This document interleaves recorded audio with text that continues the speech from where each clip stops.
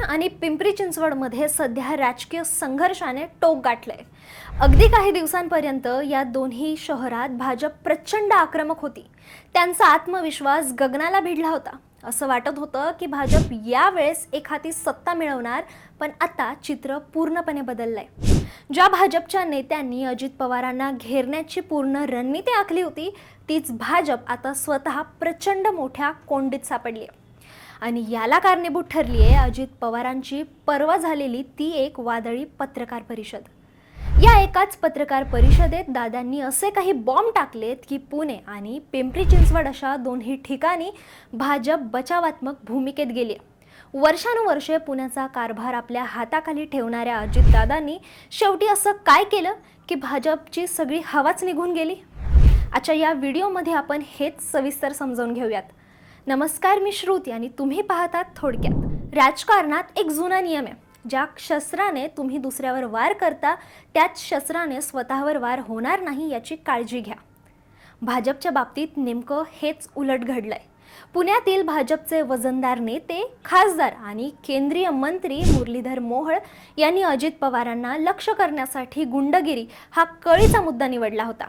भाजपने पत्रकार परिषदा घेऊन असं वातावरण तयार करण्याचा प्रयत्न केला की अजित पवारांच्या भोवती गुन्हेगारी पार्श्वभूमीच्या लोकांचा गराडा आहे। भाजपने गुंडगिरीच्या मुद्द्यावर अजितदादांना घेरण्याची सर्वात मोठी रणनीती आखली होती, पण अजितदादांनी मोहोळ यांचा एक कळीचा मुद्दा काढून भाजपची सगळी हवाच काढून टाकली।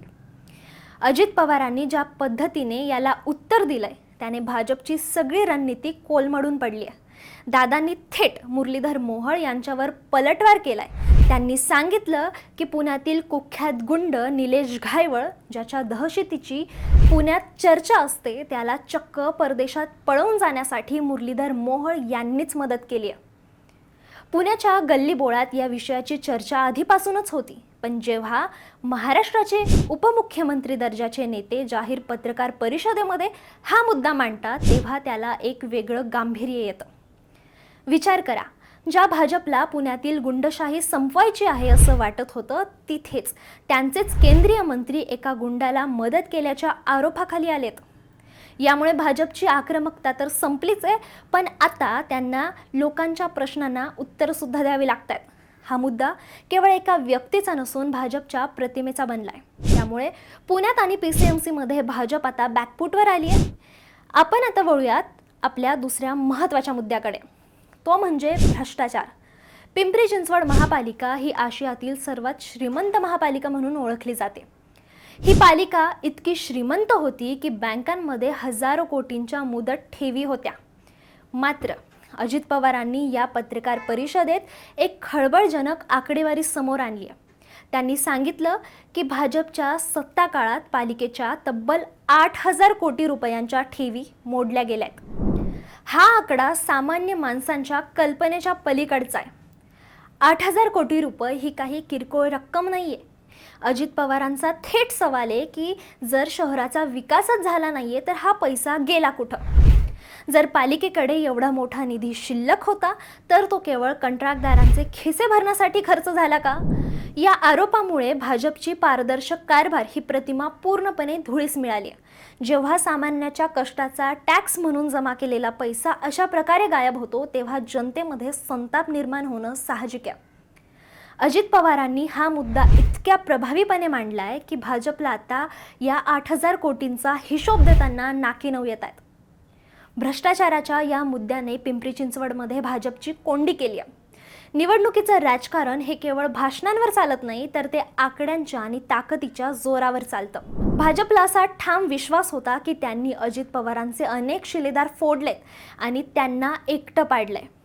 भाजपचे नेते उघडपणे म्हणत होते की आता राष्ट्रवादी संपली आहे आणि अजित पवारांचं वर्चस्व संपलंय, पण खेळाचा खरा शेवट अजून बाकी होता। अजित पवारांनी ज्याला आपण राजकीय सर्जिकल स्ट्राईक म्हणतो तो प्रत्यक्षात करून दाखवला।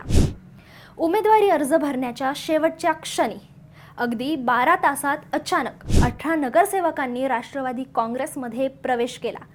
यातली सर्वात मोठी मेक म्हणजे या 18 पैकी 12 नगरसेवक हे चक्क भाजपचे होते। अमोल बालवडकर यांच्यासारख्या आक्रमक आणि तरुण नेत्यांचा यामध्ये समावेश असणं हे भाजपसाठी सर्वात मोठं नुकसान होतं. भाजपला वाटलं होतं की ते अजित पवारांचे लोक फोडतील, पण प्रत्यक्षात दादांनीच भाजपच्या घरात सुरुंग लावला. ऐन निवडणुकीच्या तोंडावर आपलेच नगरसेवक सोडून जात असल्यामुळे भाजपच्या कार्यकर्त्यांमध्ये प्रचंड गोंधळ निर्माण झाला. यामुळे राष्ट्रवादी काँग्रेसच्या नेत्यांचे आणि कार्यकर्त्यांचे मनोबल कमालीचं वाढलंय. दादा जेव्हा मैदानात उतरतात तेव्हा ते कसे निकाल बदलतात हे यावरून पुन्हा एकदा सिद्ध झालंय. कोणत्याही नेत्याची ताकद ही त्याने केलेल्या कामावर अवलंबून असते. पुणे आणि पिंपरी चिंचवडच्या विकासाचा इतिहास पाहिला तर 2022 ते 2017 हा काळ अजित पर्व म्हणून ओळखला जातो. अगदी या काळात अजितदादा म्हणजे पुणे आणि पुणे म्हणजे अजितदादा असं म्हटलं जायचं. या 15 वर्षात दादांनी या शहराचा चेहरा मोहरा बदलला. पिंपरी चिंचवडमधील रस्ते रुंद केले, जे आज मुंबई पुणे एक्सप्रेसवेच्या तोडीचे वाटतात, जे दादांच्या विजनचाच भाग होतं. शहरातील ग्रेड सेपरेटर आणि उड्डाणपुलांचे जाळे, ज्यामुळे वाहतूक कोंडीची समस्या कमी झाली, ते त्यांच्याच कार्यकाळातील कामांचं फलित आहे.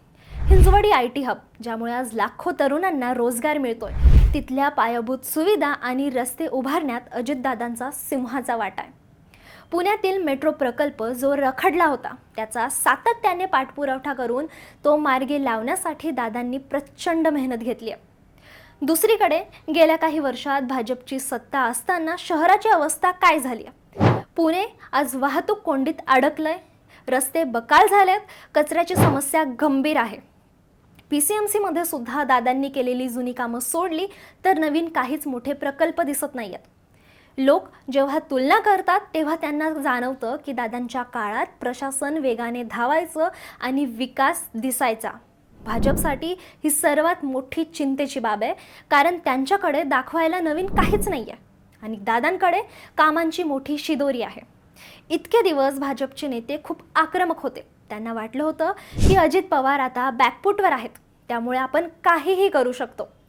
पण या एका पत्रकार परिषदेने भाजप बॅकफूटवर गेली असून दादा फ्रंट फूटवर आल्यात.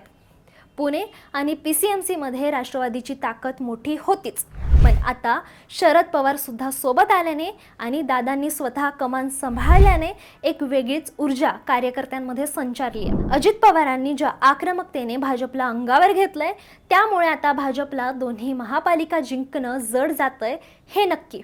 जे भाजप नेते एखादी सत्तेचा जंक बांधून होते, त्यांच्या आता तोंडचं पाणी पळालंय. दादांनी केवळ आरोप केले नाही तर भाजपच्या नेत्यांची अस्वस्थता वाढवली आहे. मुरलीधर मोहोळ असोत किंवा इतर भाजपचे नेते, आता त्यांना दादांच्या प्रश्नांना उत्तर द्यावी लागत आहेत. पुणे आणि पिंपरी चिंचवडचं राजकारण आता एका अत्यंत रोमांचक वळणावर येऊन ठेपलंय. अजित पवारांच्या एका पत्रकार परिषदेने भाजपची वर्षभराची मेहनत मातीमोल केली आहे. भ्रष्टाचाराचे गंभीर आरोप, 8,000 कोटींच्या ठेवींचा हिशोब आणि गुंडगिरीच्या मुद्द्यावरून झालेल्या पलटवार यामुळे भाजप आता पूर्णपणे बचावात्मक पवित्र्यात आली आहे. ज्या शहराला अजितदादांनी घडवलं, त्याच शहरावर पुन्हा आपली पकड मजबूत करण्यासाठी दादा आता फ्रंट फूटवर खेळतायत. निवडणुकीच्या निकालात काय होईल ते आपल्याला लवकरच कळेल, पण सध्या तरी अजित पवारांनी पुणे आणि PCMCच्या मैदानात स्वतःचा दबदबा पुन्हा एकदा निर्माण केलाय, एवढं नक्की. तुम्हाला काय वाटतं? अजित पवारांचे हे आरोप भाजपला निवडणुकीत महागात पडतील का? आणि पिंपरी चिंचवडमधील 8,000 कोटींच्या ठेवींचा जो मुद्दा आहे, त्यावर तुमचं मत काय? तुमची प्रतिक्रिया काय? आम्हाला कमेंटमध्ये नक्की सांगा. जर हा व्हिडिओ तुम्हाला माहितीपूर्ण वाटला असेल आणि पुण्याच्या राजकारणातील या घडामोडी समजल्या असतील तर व्हिडिओला लाईक करा. अशाच सविस्तर विश्लेषणासाठी आपल्या चॅनलला सबस्क्राईब करायला विसरू नका.